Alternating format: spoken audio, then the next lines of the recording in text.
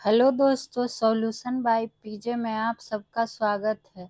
आज मैं आप लोगों के लिए फिर से ज्योग्राफी का टॉप 10 प्रश्नों का कलेक्शन लेके आ गई हूँ।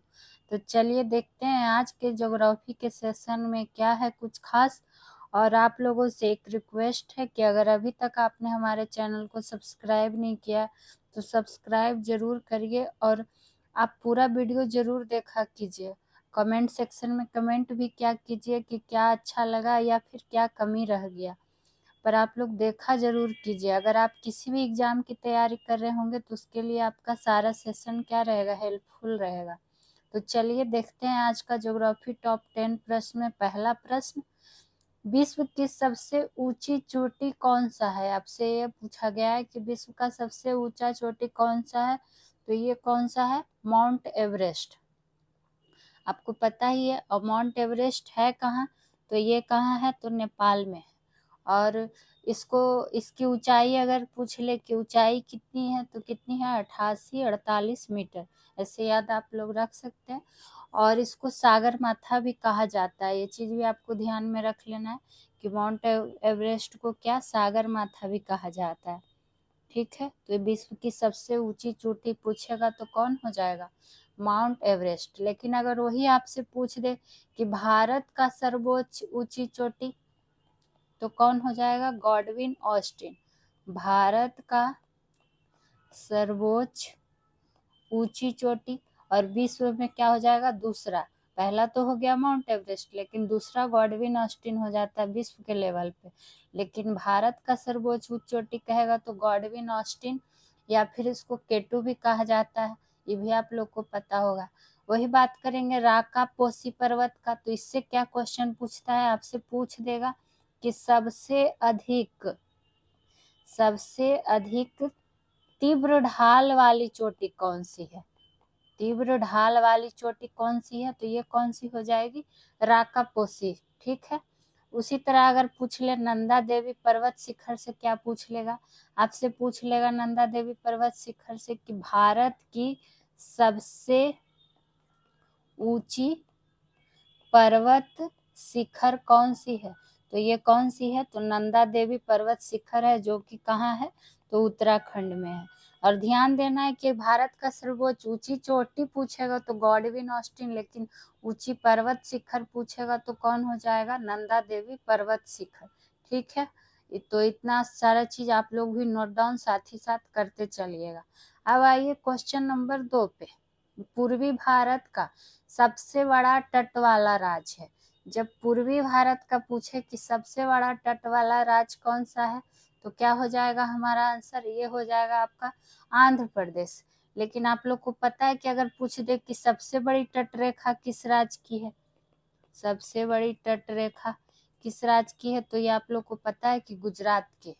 लेकिन गोवा से क्या सब, अगर आपसे पूछ दे कि क्षेत्रफल की दृष्टि से, किसकी दृष्टि से, कि क्षेत्रफल की दृष्टि से सबसे छोटा तट किस राज्य का है, तो ये किसका हो जाएगा, गोवा का हो जाएगा। देखिए कंफ्यूज नहीं होना है, छोटा छोटा चीज से गलती हो जाता है, इसलिए ध्यान से पढ़ना क्वेश्चन को भी और ऑप्शन की कि हमसे पूछा क्या जा रहा है। ठीक है।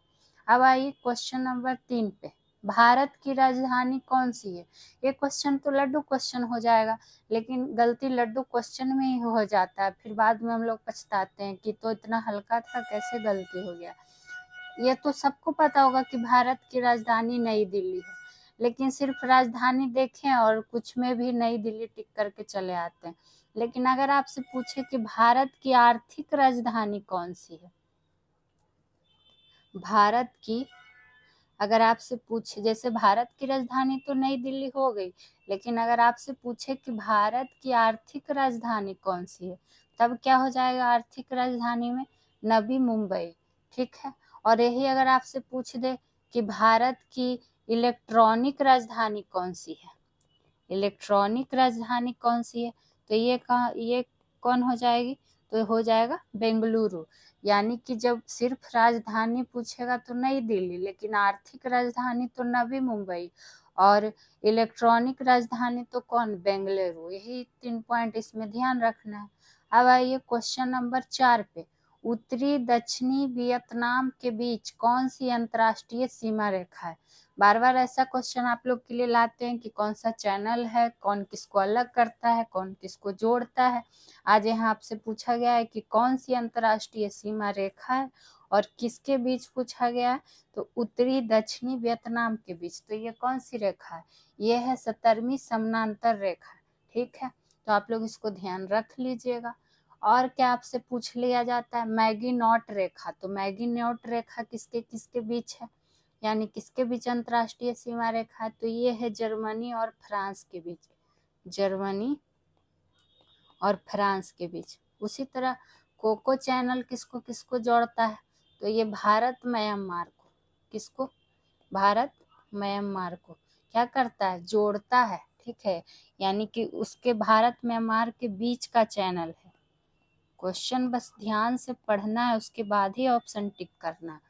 और पटकोई पहाड़ की बात अगर कर ले, तो पटकोई पहाड़ी क्या करता है, तो भारत और म्यांमार को अलग करता है।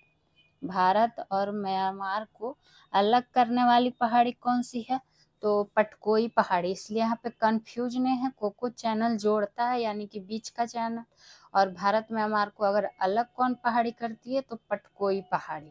ठीक है, अब आइए क्वेश्चन नंबर 5 पे।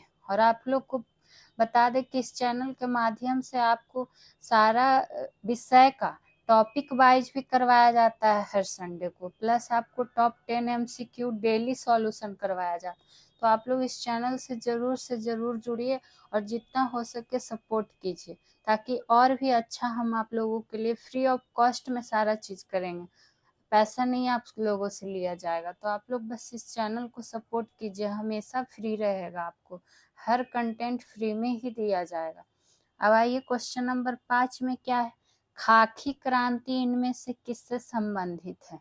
तो अब यहाँ खाकी क्रांति पूछा है, तो पहले जानते हैं कि झींगा मछली किससे संबंधित है। तो झींगा मछली किससे संबंधित है, तो ये गुलाबी क्रांति से संबंधित है। और गुलाबी क्रांति से एक चीज और संबंधित हो जाता है, कौन सा, तो प्याज भी क्या है, गुलाबी क्रांति से ही संबंधित है। मत्स्य उत्पादन किस क्रांति से संबंधित है, यानी कि मछली, तो नीली क्रांति से। किससे, नीली क्रांति से। वही मसाला उत्पादन किस क्रांति से संबंधित है, तो बादामी क्रांति से। किससे, तो बादामी क्रांति से। और चमड़ा उत्पादन क्या हो गया, तो यही हमारा आंसर हो जाएगा कि चमड़ा उत्पादन किससे संबंधित है, खाकी क्रांति से। और इसके पहले वाले सेशन में आप लोग को हम बहुत सारा क्रांति पहले भी बता चुके हैं। तो आप लोग पूरा वीडियो पुराना वाला भी जरूर देखा कीजिए और रेगुलर सेशन से जुड़ा कीजिए। तो आप लोग से यहाँ पर एक प्रश्न है कि अमृत क्रांति किससे संबंधित है। आप लोग कमेंट सेक्शन में कमेंट कीजिएगा कि अमृत क्रांति किससे संबंधित है, क्योंकि हम आप लोगों को बहुत बार बता चुके हैं। अब आइए क्वेश्चन नंबर 6 पे। ऐसा कौन सा देश है जहाँ 4 किस्म का रेशम का उत्पादन होता है। ठीक है, तो यहाँ 4 किस्म का रेशम का उत्पादन पूछ रहा होता है। और कौन सा देश है, तो अगर आपसे पूछे कि रेशम का अध्ययन किसके अंतर्गत आता है, तो आप लोग को पता है सेरीकल्चर के अंतर्गत। किसके अंतर्गत, सेरीकल्चर के अंतर्गत, ये भी बता चुके हैं।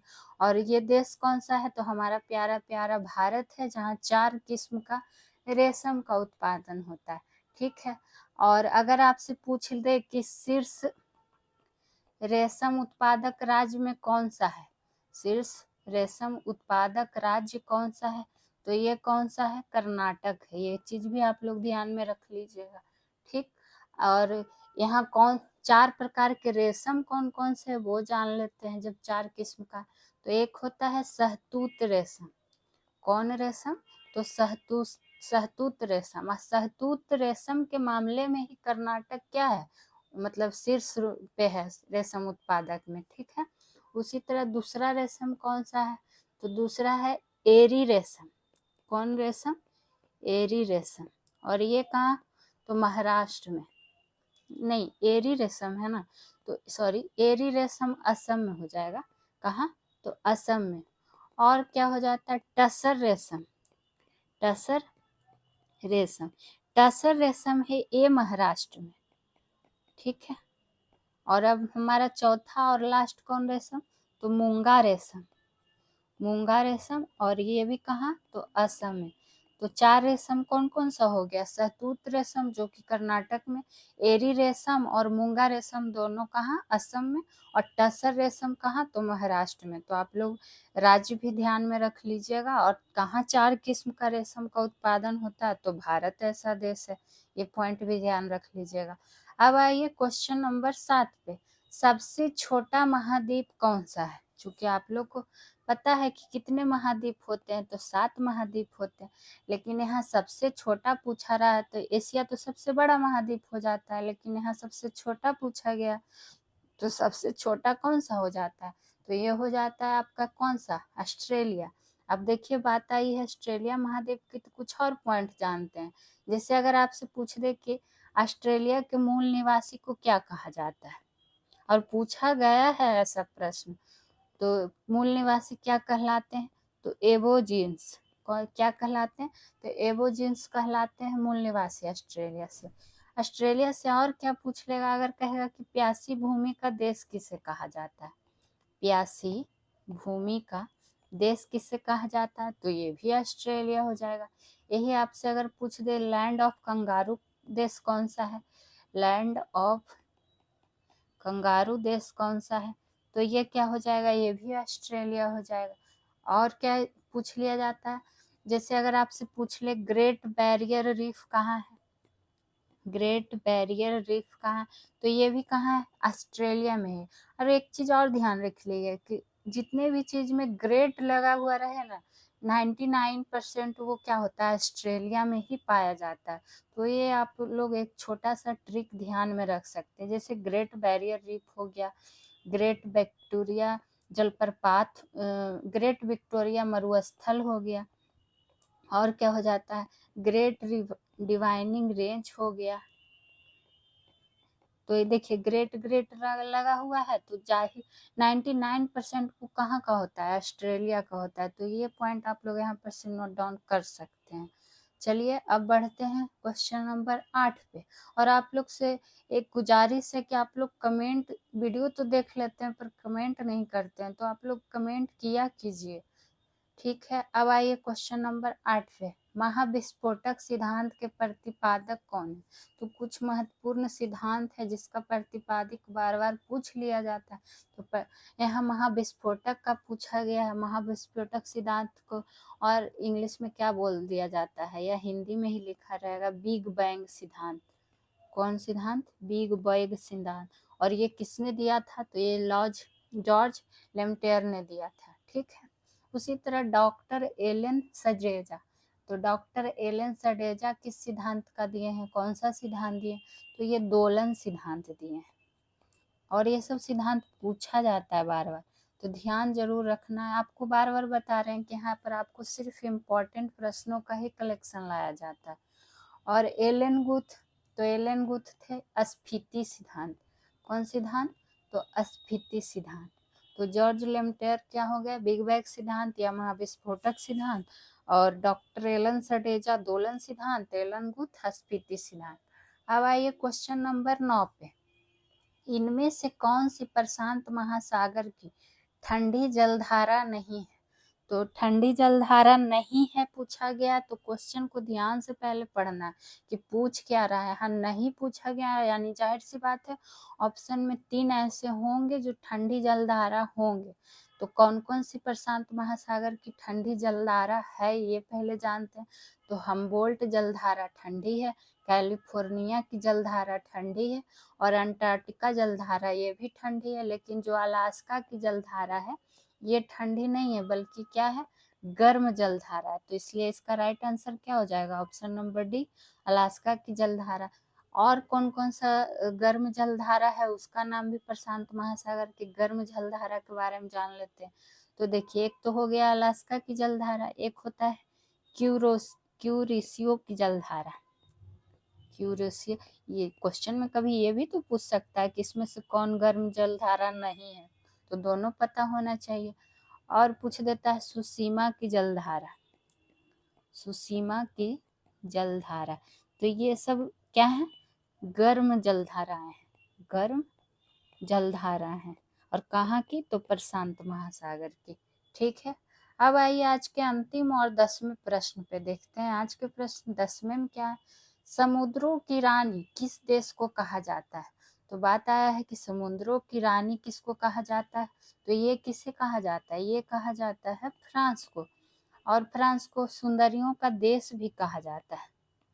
जहाँ रानी है भाई तो वहाँ तो सुंदरी रहेगी, तो सुंदरियों का देश कहो या फिर समुद्रों की रानी कहो, किस देश को कहा जाता है, तो फ्रांस को कहा जाता है। वही कांगो क्या, तो वनों का देश, वनों का देश। अब आप लोग यहाँ पर एक क्वेश्चन और बताइए कि जो कांगो नदी होती है, ठीक, वो कांगो नदी होती है किस रेखा को 2 बार काटती है, ये आप लोग को बताना है। जैसे मकर रेखा को 2 बार कौन सी नदी काटती है, तो लिम्पोपो नदी काटती है। उसी तरह विषुवत रेखा को कौन सी नदी काटती है, तो ये आप लोग बताइएगा। अरे आप लोग इसका कमेंट सेक्शन में आंसर जरूर कीजिएगा कि कांगो नदी किसको 2 बार काटती है। ठीक है, उसी तरह आप पेरिस से जानते हैं, तो पेरिस से क्या जानते हैं, फैशन की नगरी। पेरिस जाइएगा तो फैशन करना सीख जाइएगा, यानी कि फैशन की नगरी किस देश को कहा जाता है, तो पेरिस को कहा जाता है। ठीक, उसी तरह फिनलैंड, फिनलैंड झीलों का देश, झीलों का देश किसे कहा जाता है, तो फिनलैंड। लेकिन अगर कहेगा कि झीलों की नगरी किसे कहा जाता है राज्य में, देश तो जान गए कि फिनलैंड, लेकिन झीलों की नगरी किसको कहा जाता है, तो उदयपुर को। और उदयपुर है कहाँ, तो राजस्थान में। ठीक है, वही फिनलैंड जो हमेशा हैप्पी इंडेक्स में पहले नंबर पे आता है। तो आज के लिए टॉप 10 प्रश्नों का कलेक्शन यहीं तक था। फिर मिलेंगे किसी और सब्जेक्ट का टॉप 10 प्रश्नों के साथ। तो आप लोग इस चैनल से ज़रूर जुड़िए, शेयर कीजिए, सब्सक्राइब कीजिए, लाइक कीजिए। फिर मिलते हैं, तब तक के लिए खुश रहिए, मस्त रहिए। Thank you.